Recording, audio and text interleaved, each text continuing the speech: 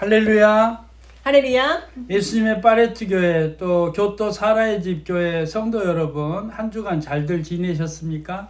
サラの家の皆さん、そしてまたオンラインで今、礼拝しておられる皆さん、よくお過ごしでしたか？ 지금은 세계가 너무 혼란한 시대에 살고 있습니다. 今本当に世界が今混沌とした中で今過ごしていますね。 미국과 이란의 전쟁이 끝날 줄을 모르고 한 달 넘게 계속되고 있습니다. 本当にこのアメリカとまたこのイランの戦争がもう本当に終わるか終わらないか本当にわからないままもう1ヶ月を今迎えようとしています。 이 전쟁은 전문가들이 드론, 데이터, 자동화 시스템 등 많이 활용된 AI 전쟁이라고 부르고 있습니다. 本当に今回の戦争は今までと違って AI とか機械、ドローンとかデータ、このようなものを本当にこの使った技術戦争だというふうに言われています。 문제는 AI가 정확한 판단을 할 수 있을까 하는 그런 의문이 돌고 있습니다. そして何よりの問題はこの今 AI というものが本当に私たちに明確な正しい指示や情報を与えることができているのかというところに非常に大きな疑問点があります。 사실은 이란의 여자 학교를 공격해서 118명의 어린 생명들이 죽었습니다. 実際にこの間違った攻撃命令によってこのイランの、女学生たちの学校で、180명 정도. 180名ほどの、女生徒とあと先生たちがお亡くなりになったというニュースがありましたね。 그게 AI가 판단해서 공격한 것인데요. 그 학교가 예전에는 기지로 활용되던 곳이었다고 해요. 그런데 그게 얼마 전부터 학교로만 사용되던 장소였습니다. 그것을 AI가 잘못 판단해서 그 학교를 공격했다는 설이 있습니다. 実はこの攻撃されたこの女学校の学校なのですが、もともとはイランの軍事基地として使われていた場所だったんです。それが最近になってそれが軍事基地ではなくて女学生たちのための学校として使われていました。ですからこの AI が間違った判断をしてしまって情報が間違っていて誤爆、間違って爆弾を落としたということになります。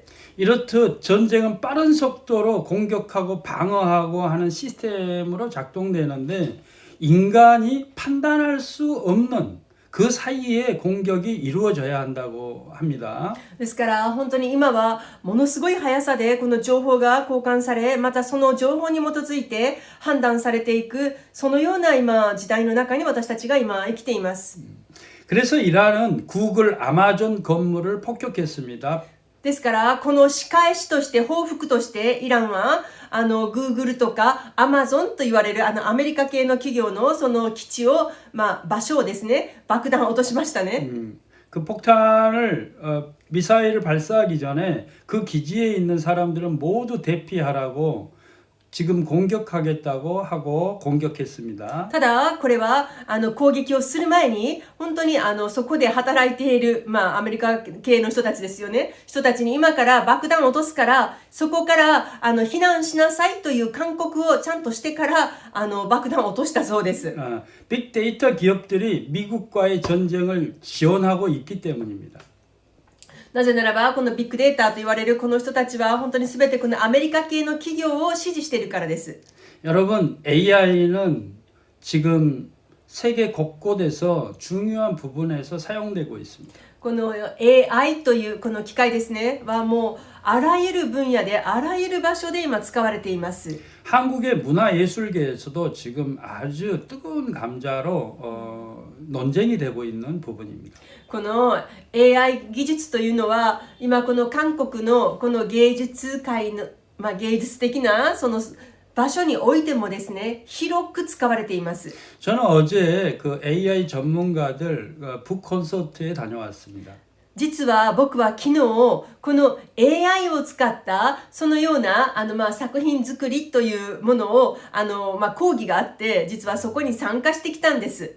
그래서 저도 거기에 만난 전문가들과 많은 이야기를 나누었습니다. またそこで出会った作家の先生たちともたくさん交流をしてきました。 그래서 제가 이런 얘기를 했습니다. 고호가 우리가 잘 알고 있는 네덜란드의 유명한 화가 고호가 과연 AI를 사용해서 그림을 그렸을까라고 저는 질문을 던졌습니다. そして私はこのような席でですね、この作家の先生たちにこのような質問を投げかけましたよ。もし皆さんもご存知のオランダの有名な作家であるゴッホ。ゴッホだったらその時に AI があったとしても彼は AI を使っただろうかというそのような質問を投げかけました。 이런 기술이 아무리 발달해도요, 예술가들은 그것을 사용하는 것보다도 자기가 작품을 만드는 것을 더 선호합니다. 実際にどんなに素晴らしいこの AI の技術があったとしても芸術家というのは自分の手によって自分でその世界を作り出していくことを好むものです。 근데 전쟁에서는요, 이 도구를 사용함에 있어서도 인간이 판단할 수 없는 사이에 결론을 내려야 합니다. そしてこの AI のこの技術を使った今戦争というのは私たち人間が考えて判断する時間がないんです。そして急いでやってしまうんですね。 그래서 도구로서 활용할 수가 없고 오히려 AI의 판단이 인간을 지배해버리는 그런 우를 범하게 됩니다. 結局これは私たちがこの AI を道具として使いこなすことができないんだということです。そしたらその結果がAI という機械が私たち人間を支配し命令していくということになります。 지금 이렇게 나이가 드신 분들은 제가 하는 이 말을 조금 이해하기가 어려울 수도 있겠습니다. 本当にちょっと年齢が高くなればなるほどですね、この AI のお話というのは本当に理解が難しくなっていきますよね。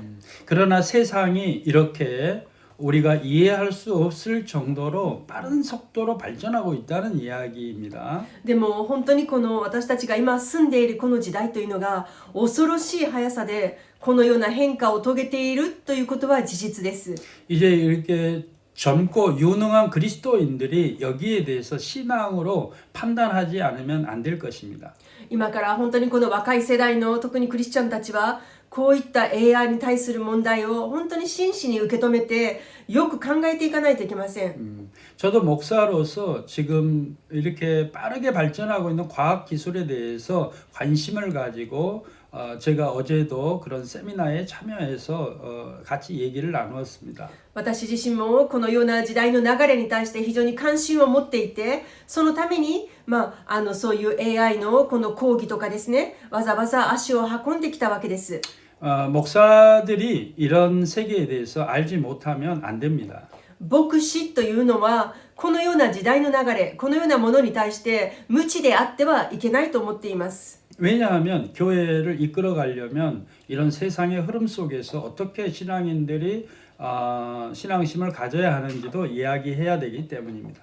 なぜならばですね、この牧師というのは本当にこの時代がどのように流れていて、そして私たちがどのような世界の中で今生きているのか、そしてそのような私たちまた信徒さんをどのようにして導かないといけないのかということを考えないといけないからです。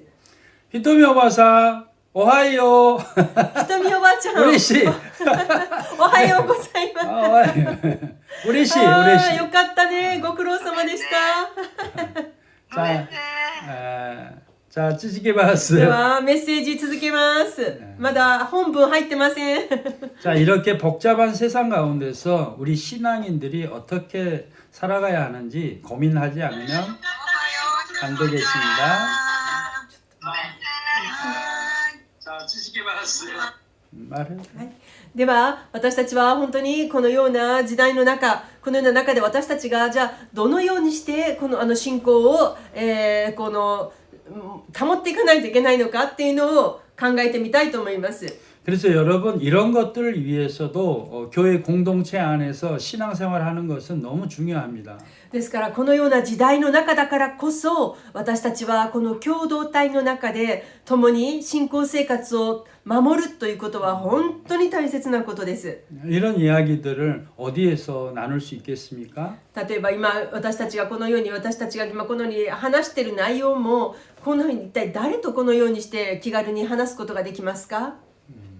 오늘 출애굽기 12장 23절부터 30절까지의 말씀입니다. 今日は出エジプト記の12章の、22節から30節です。日本語は22節からスタートします。 자, 9번의 재앙에도 정신 차리지 못하는 바로는 드디어 10번째 재앙, 애굽에 처음 난 모든 생명들을 죽이겠다는 하나님의 말씀까지도 듣지 않고 모세를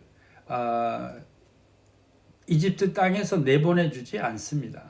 この本当に今日のこの場所は結局この9つの災いがありましたね。でもこの災いがあったのにもかかわらず、このパロは結局心を堅くなにして帰ることはありませんでした。そして神様がいよいよ最後の10の災い、最後を下した時にエジプトのすべての生物、また人間の子供のウイゴをすべて撃つというそのような災いを経験したにもかかわらず、それでもですね、なおもまだこのイスラエルの民を解放しようとはしませんでしたね。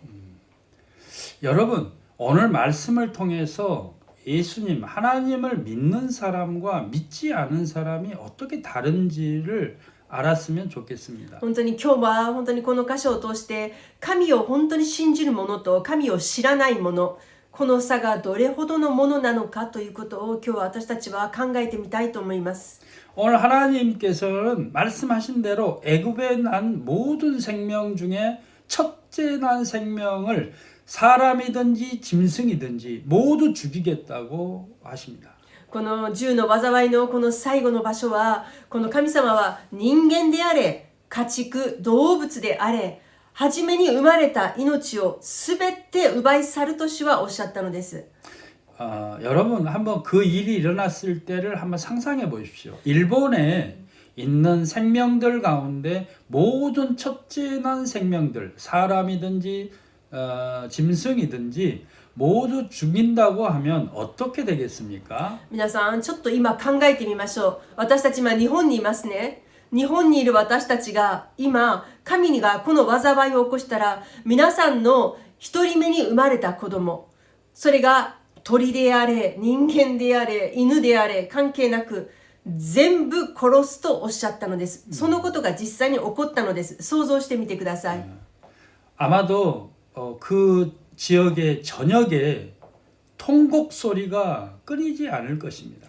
もうそれならば私たちのこの住んでる地域、日本全国すべてがもう泣きわめくその叫び声で満ちたと思います。 자, 하나님께서는 이렇게 생명들을 모두 죽이고 하는 가운데서 이스라엘의 생명만을 죽이지 않겠다고 하셨습니다. そしてこの地獄のようなこの泣き叫ぶこの声が響き渡る中でイエス様は神はイスラエルの民だけは守るとおっしゃったのです。 이 날을 우리는 유월절이라고 합니다. これを私たちは杉越の祭りというふうに言いますよね。 1400년 학자들은요 1400년 혹은 1500년 전 예수님이 오시기 전에 이미 애언된 것이라고 이야기합니다. これはちょうど1400年から1500年前の出来事だというふうに学者たちは言っています。もうこの時点ですでにイエス・キリストについて予言されていた場所なのだと言います。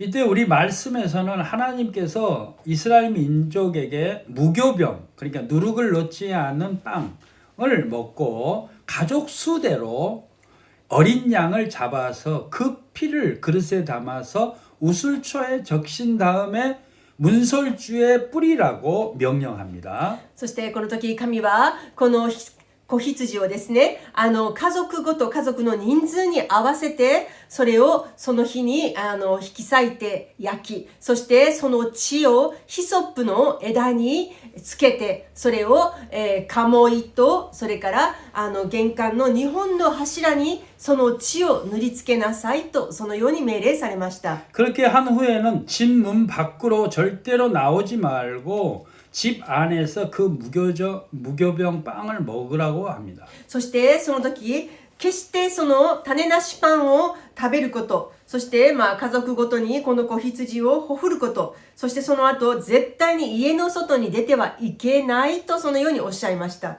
그리고 밤에 죽음의 천사가 애굽의 전역을 다니면서 처음 난 생명을 죽이기 시작합니다. そしてその命令が下された後、その夜ですね、本当にこの死の霊を持ち込むその御使いが放たれて、そしてこれが全てを殺していくわけです。 당시 말씀은 이렇게 기록하고 있습니다. その当時のことを、御言葉はこのように記録しています。 12장 26절로 27절의 말씀입니다. これは出エジプト記の12章26節と27節です。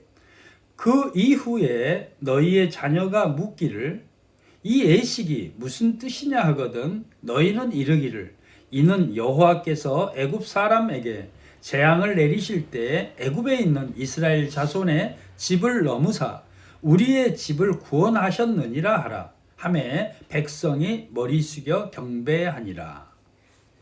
また、あなたたちの子孫がこの儀式にはどういう意味がありますかと尋ねるときは、こう答えなさい。これが主の杉越の犠牲である。主がエジプト人を撃たれたとき、エジプトにいたイスラエルの人々の家を杉越し、我々の家を救われたのであると、民はひれ伏して礼拝したとあります。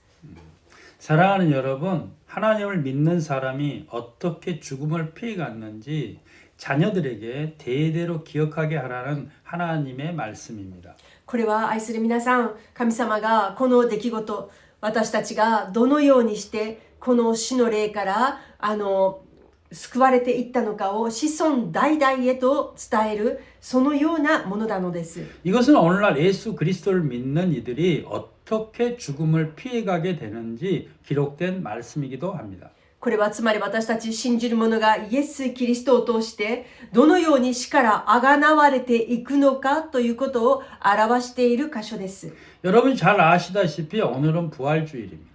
皆さんもうよくご存知ですよね。今日は復活祭ですよね。 예수님께서 십자가에 달려 죽으시고 사흘 만에 다시 살아나시며 제자들과 40일을 함께 하시다가 다시 하늘로 올라가시고 다시 내가 오리라 하는 말씀을 남기시고 하늘로 올라가셨습니다. これはイエス様が十字架で死なれ、そして3日目によみがえられました。そしてその後40日間の間、弟子たちの前に主は姿を現されました。そしておっしゃいましたね。私は必ず再び戻ってくるとそう言って最後天に昇っていかれました。 지금도 말하고 있지 않습니까? 예수님은 어린 양, 유월절의 어린 양이다라고 말하고 있습니다. 今でも私たちはイエス様のことを杉越の子羊だとそのように呼ぶことがありますね。 사랑하는 여러분, 유월절은 예수님께서 오실 거라는 것을 애언한 말씀입니다. 皆さん、これはイエス・キリストが再び戻って来られるということを意識しながら記念する日のことです。 당시에는 이스라엘 민족의 생명을 구원하는 사건이었습니다만은 当時はこの1400年前はイスラエルの民族をその災いから助けるためのものでしたが、 유월절의 어린 양인 예수 그리스도를 믿으면 영원한 생명을 얻게 될 것이라는 말씀과 같습니다. そしてこれは同時にイエス・キリストを信じる者、つまり杉越の子羊であるイエス・キリストを信じる者には永遠の命に至るということを表す場所です。 여러분 아멘 하셔야 됩니다. 皆さん、これは本当に心からアーメンとおっしゃってくださいね。 여러분, 지금은 일본 사람들이 예수님을 믿지 않습니다. 今、日本はまだまだイエス様を信じない人が多いですね。 근데 여러분은 예수님을 믿고 있지 않습니까? その中で皆さんは本当にイエス・キリストを信じておられる方々です。 그 차이가 오늘 성경 말씀에 적혀 있습니다. その差というものがこの今日の聖書箇所に明確に示されています。 예수님을 믿지 않는 이들에게는 영원한 생명이 없습니다. イエスをこの信じない人たちにはこの永遠の命というものはありません。 우리들에게는 예수 그리스도를 나의 주님이라고 고백하는 우리들에게는 영원한 생명이 주어졌습니다. そして私たちには私の主とこのように告白する者には永遠の命が与えられています。 그래서 여러분 지금 연세가 드신 분들 뭐 70, 80, 90 이렇게 내 인생이 얼마 남았다고 슬퍼하지 마시기 바랍니다. 皆さん、たとえ皆さんのお年が70歳過ぎた、80歳過ぎた、90歳過ぎた、そうであったとしてもそのことで悲しむ必要はないのです。 사랑하는 여러분, 이 우리의 삶의 인생은 너무 짧은 순간입니다. 私たちのこの地上での時間というのはもう瞬間のようなものです。本当に短いものです。 그러나 우리에게 생명은 영원하게 만들어졌습니다. しかし私たちのこの命というのは永遠の世界、永遠に続いているのです。 여러분의 인생이 얼마가 남았든지 하나님 오늘 말씀처럼 하나님께서 이스라엘 민족에게 우슬초에 바른 그 피를 문설주에 바르라 하는 것처럼 우리는 하나님께서 주신 말씀을 지키며 행하며 살아가면 되는 것입니다. この当時はこのほふられたこの羊の血でそれをヒソップの枝の中につけて、そのヒソップのその枝でこの鴨居とそして門の2つの柱にその血を塗りつけなさいとおっしゃいました。じゃあこれは今の私たちには何をすることを意味していますか？それはこの書かれたこの神の約束のこの御言葉を信じて守り抜くというこのことがそれをすることに当たるのです。 그때 당시에 이스라엘 민족 중에는 이런 사람들이 있었을 것입니다. 多分当時イスラエルの民の中にはこのような人もいたのではないでしょうか？ 아니 이런 귀찮은 것을 왜 하라는 거야?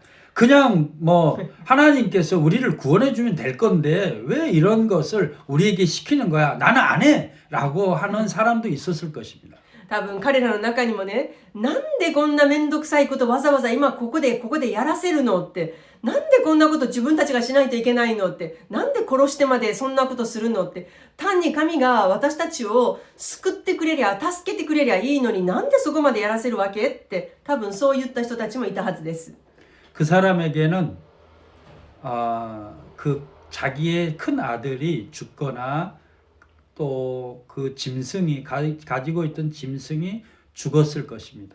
もしそのようなものがいたのであるならば、神はイスラエルの民であったとしても、そのものの第一子、長男長女であるかもしれません。またそこの家畜の初めに生まれたものすべてを殺されたことでしょう。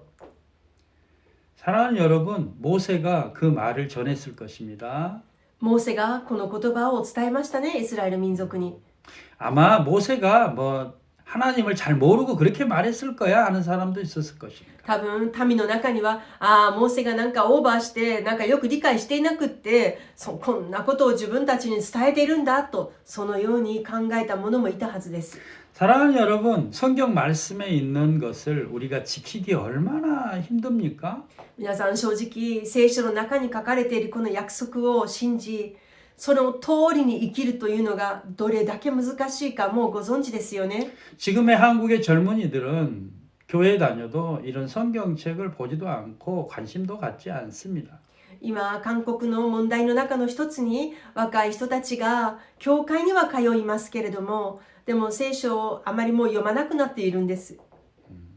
사랑하는 여러분, 그런 사람에게 영원한 생명이 있겠습니까? そのようなものに永遠の命というのが与えられているのでしょうか。 사랑하는 여러분, 우리에게는 기본적으로 영원한 생명이 주어졌습니다. 皆さん、私たちにはもう基本的に皆さんみんな永遠の命というのがもう主が注いでくださっています。 그것을 지키는 것은 우리가 하나님의 말씀을 지키며 사는지 아니 지키며 사는지 그것이 결정할 것입니다. もう皆さん与えられているんです。この与えられたものを守るのが私たちの役割なんです。これを守るために与えられたこの約束の御言葉を信じて、それを行使していくこと、これが大切なんです。 사랑하는 여러분, 예수님의 십자가에 달리셨을 때 강도 두 사람이 오른편에 왼편에 달려 있었습니다. 皆さん、この十字架の場面を思い出してください。イエス様が十字架につけられたとき、イエス様の右と左側にそれぞれ強盗が同じように十字架にかかっていましたね。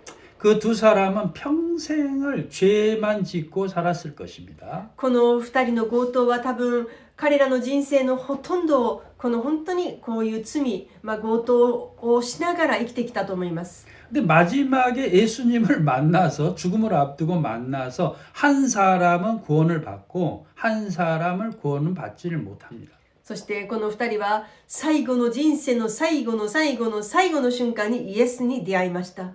そして一人はイエスを信じ受け入れ、一人は何もしないままでした。 하나님께서 그 한 사람, 구원받은 한 사람에게 네가 오늘 나와 함께 천국에 들어가 있을 것이다 라고 했습니다. そしてこのイエスを受け入れ救われたこの強盗の一人にはイエス様はこのようにおっしゃいました。今日あなたは私と共にパラダイスにいるとそのようにイエス様がおっしゃったのです。 이와 같이 여러분이 어떤 삶을 살았든지 또 얼마나 짧은 인생이 남았든지 상관이 없습니다. 皆さんが今までどのように生きてきたかは問題ではありません。あとどれだけの時間が残っているのかもそれも問題ではないのです。 지금 이 순간부터 내가 예수님을 믿고 하나님의 말씀을 행하며 살아가겠다라고 다짐한다면 여러분의 모든 죄와 허물을 용서하시고 여러분을 구원하실 것입니다. 問題は今の瞬間です。今です。この瞬間。今聞いてるこの瞬間。この瞬間に皆様が私は本当に私を救われた神のその約束のこの言葉を信じ、そして生きていくと、そのように皆さんが心に固くそれを握りしめるならば、皆さんの本当に今までの全てのこの犯してきたもの、罪というものは全て流されていくのです。瞬間の話です。 오늘 제가 여러분께 드리는 이 말씀은 제 생각이나 내 의견이나 내 뜻이 아니고 하나님의 말씀, 약속입니다. 今私が言ったのは私の考えとか私の思いとか私のその倫理とかそういったものではありません。これは神が私たちに約束された神の言葉を今伝えています。 오늘 출애굽기 12장의 말씀은 우리가 사망의 골짜기를 어떻게 지나갈 수 있는지 상징적으로 보여주고 있는 말씀입니다. この出エジプトのこの12章というのは本当に私たちが人生の砂漠をこの砂漠地帯をどのように歩きどのように通過していくのかということが書かれている場所でもあります。 저는 출애굽기의 전 말씀 중에서 오늘 12장의 말씀이 가장 중요한 말씀이라고 생각합니다. 私はこの出エジプト記の中で今日の12章が一番大切な場所だと思っています。 왜냐하면 예수님과 직결되는 말씀이기 때문입니다. なぜならばイエス様、神が守り抜かれる場所だからです。 이스라엘 민족에게 사망의 저주가 넘어갈 때 가만히 아무것도 하지 말라고 하지 않으셨습니다. この死の影が通り過ぎるときに神はイスラエルの民族に何もしなくていいとはおっしゃいませんでした。 누룩을 넣지 않은 무교병을 먹고 가족 수대로 어린 양을 잡아다가 우슬처에 적셔 문설주에 피를 뿌리고 밖으로 나오지 말라고 분명히 명령을 했습니다. この時に神は明確におっしゃったのです。何もしなくていいよではなかったのです。まず一つ目にもう一度言いますよ。種なしパンを食べなさい。そして家族ごとに子羊をほふりなさい。そしてそのほふられた羊の血をヒソップに浸して門と柱に塗りつけなさい。そして最後、外に出てはいけない。家の中にとどまっていなさいとそのようにおっしゃったのです。 저는 이와 같이 여러분들에게 분명하게 말합니다. ですから同じように皆さんにも明確にお伝えします。 지금 이와 같이 이 말씀과 같이 제가 똑같이 말씀을 여러분에게 전할 것입니다. ですからこれと同じように私も皆さんに同じように伝えます。 네. あ、もう、お一つ。置いといてよくぞ。ごめんね。おーい。ゆっくり食べてください。どうもありがとう。すみません。失礼します。ありがとう。 여러분이 예수 그리스도를 목숨을 바쳐서 믿으시기 바랍니다. 皆さんイエス様を信じるという時に皆さんの命をかけた信仰であってください。 우리에게 주신 이 말씀, 이 성경 말씀에 기록된 것을 가볍게 여기지 마시기 바랍니다. 皆さんこの聖書に書かれているこの言葉、皆さんの聖書の中にあるこの言葉、もう軽く考えないでください。 여기에 적힌 말씀은 예수 그리스도 자체입니다. この中に書かれた言葉はイエス・キリストそのものの本質なのです。 예수 그리스도를 믿는다는 것은 여기에 적힌 말씀을 그대로 믿고 행하겠다는 뜻입니다. 私たちがイエスを信じますということは、この中に書かれたこの約束の言葉を信じるだけじゃないんです。これをその通りに行うということが含まれるのです。 여러분, 예수님이 다시 오시겠다고 약속하셨습니다. そしてイエス様は必ず戻ってくると約束されました。 여러분이 죽기 전에든지 죽은 후에든지 언제든지 오실 수 있습니다. イエス様はもしかしたら皆さんの命が終わる前に来られるかもしれないし、皆さんがこの地上を離れた後にイエス様が戻って来られるかもしれません。 언제 올지 아무도 알 수 없다. 예수 그리스도 본인도 알 수 없다라고 했습니다. そしていつ戻って来られるのか誰も知りません。イエス様ご自身ですら私は知らないとおっしゃいました。 여러분, 예수 그리스도가 온다, 언제 온다라고 말하면 그것은 분명히 이단입니다. 皆さん、イエス様がいついつに戻ってくるとそのように言うのならば、これは異端扱いされますよ。 예수님도 알 수 없는 것을 자기가 어떻게 안다는 겁니까? イエス様自身も明確に私ですら知らないと書かれています。おっしゃいました。なのにどうやって私たち人間が知ることができますか？ 하나님께서 보내는 그때에 예수님께서 오실 것입니다. 神がイエス・キリストを送られるときにイエス様は戻って来られるのです。 그 전에는 우리는 하나님께서 주신 이 말씀을 지켜 행하면서 성실하게 살아가는 것이 우리가 하는 일입니다. それがいつなのかわからない私たちがやるべきことはただ一つ、与えられた約束のこの御言葉を読み信じ、そして行っていこうとする。そして毎日毎日その繰り返しの中の誠実さなのです。 사랑하는 여러분, 우리의 신앙을 지키면서 성실하게 살아가면서 예수님 오실 날을 기다립시다. 私たちは本当にこの御言葉を本当に誠実に心に受け止めて、そしてこれをできる限り精一杯の力で、行動に移して、そのように毎日生きながら、そしてイエス様をお迎えしようではありませんか。 기도하시겠습니다. お祈りいたします。 할렐루야. 하나님 아버지, 이 AI가 판치는 이 세상에서 예수님을 믿고 살아가는 것이 이렇게 힘이 듭니다. 本当にイエス様、このようにして AI の時代が入り、このような複雑な時代を生きる中で、私たちが本当にこの信仰を守り抜くということは、本当に決して楽なものではなく、骨が折れる仕事です。 어떤 어려움이 있어도 우리가 예수 그리스도를 고백하며 살아갈 수 있도록 주님 도와주시길 원합니다. 主よ、どんな状況が迫ってきたとしても、私たちがあなたを否定することなく、あなたを告白しながら生きることができるように助けてください。 주님을 찬양합니다. 主よあなたを賛美いたします。 우리가 죽는 날까지 주님을 사랑하게 하옵소서. 私たちがこの地上を去る時まで、私たちがあなたを愛し続けることができるように力をください。 우리가 힘들고 지쳐 넘어질 때에도 주님의 말씀만을 의지하며 일어서게 하옵소서. 私たちが疲れ切って倒れて、そのような時にも主よあなたの御言葉、あなたが私たちを起き上がらせて、もう一度私たちを歩むことができるように力を与えてください。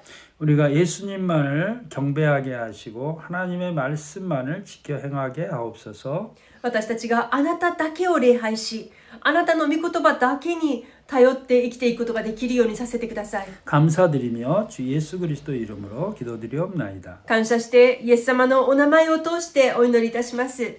アーメン。 아멘. 자, 오늘 그 히토미 오바상의 신청곡이 있었기 때문에 그거를 좀 같이 부르면서 헌금하면 좋겠어요. 今日は昨日ねメールでひとみおばちゃんがパワーオブラブの賛美がすごく聞きたくて大好きなんだとおっしゃったので、今日はそのリクエストにですねお答えしてこれを聞き